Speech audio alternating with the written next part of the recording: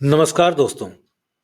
उनके खत और आप की 443वीं कड़ी 443rd एपिसोड में अभिवादन स्वीकार कीजिए देवतोष का। दोस्तों, आज जो मैं खत पढ़ रहा हूं उसकी तारीख है 4 दिसंबर साल 1957। प्रिय भाई, आपका 18 नवंबर और 25 नवंबर का लिखा हुआ पत्र प्राप्त हुआ। मद्रास में आपसे मुलाकात होने पर मैं आपको इस मिशन की शिक्षाओं के बारे में मौखिक रूप से सब कुछ बताऊंगा। समय कम है और यदि मैं आपके पत्र के बिंदुओं पर विस्तार से अगर चर्चा करने का प्रयास करूं तो ये कई पेजेस में समा जाएगा, लेकिन आपको कुछ सांत्वना देने के लिए कुछ वाक्य लिखना ही उचित समझता हूं। मुझे ऐसा कोई तरीका नहीं मिला जो कुछ ही दिनों में व्यक्ति के मन को शांत कर सके। यदि ऐसा कोई तरीका है भी तो वह आपके भाग्य का निर्माण नहीं करेगा। जब तक मनुष्य अपने पिछले संस्कारों से मुक्त नहीं हो जाता तब तक उसे मुक्ति प्राप्त नहीं हो सकती, जैसा कि हमारे शास्त्रों में कहा गया है। मेरा उद्देश्य है कि आप या कोई भी व्यक्ति इसी जीवन में मुक्ति प्राप्त कर ले।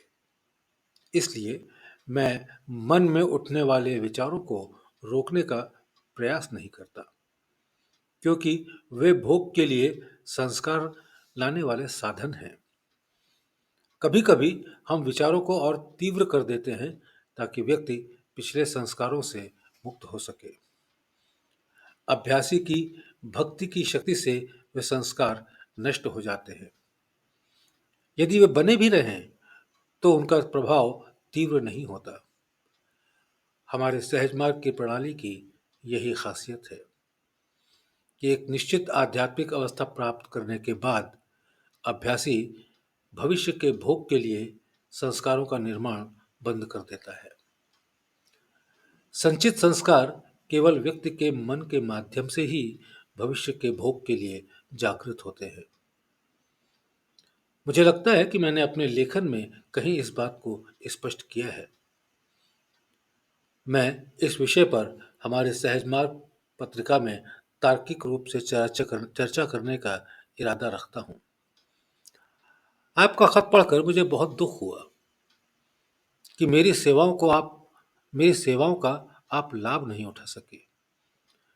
केवल विश्वासी आपको यह विश्वास दिला सकता है कि आप और श्री मुदालियार दोनों गुरु की कृपा से उस अवस्था को प्राप्त कर चुके हैं जहां आगे के संस्कारों का निर्माण रुक गया है। यदि आपको कुछ भी महसूस नहीं होता तो आपको ये मानना होगा कि यह स्थिति आपके भीतर व्याप्त है, लेकिन आप इसे व्यक्त नहीं कर सकते। क्या आप मुझे ये बता सकते हैं कि आप ध्यान और सतत स्मरण में कितना समय व्यतीत करते हैं? मैंने आपका काफी समय बचा लिया और आपको 6 पॉइंट्स उठा दिया।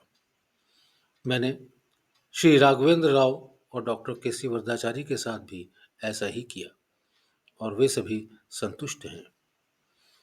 उन्होंने व्यक्तिगत रूप से मेरे साथ रहकर मुझ पर जो प्रभाव डाला है उससे मेरी परीक्षा हुई है। मुझे कुछ भी महसूस नहीं हो रहा है, न शांति न आनंद, लेकिन मुझे अपने गुरु पर पूरा भरोसा है और आकाश से तारे चुनने का साहस भी। मैं 30 दिसंबर को मद्रास से तंजौर के लिए प्रस्थान का कार्यक्रम लिख रहा हूं।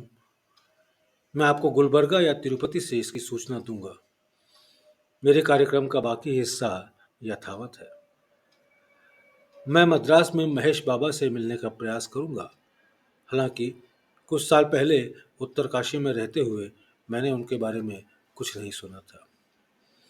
यदि आप 12 से 18 दिसंबर के बीच मुझे कुछ पत्र लिखना चाहें तो गुलबर्गा के एड्रेस पर लिख सकते हैं। 19 से 26 दिसंबर तक मैं डॉक्टर केसी वरदाचारी के साथ तिरुपति में रहूंगा। शुभकामनाओं सहित आपका स्नेही रामचंद्र।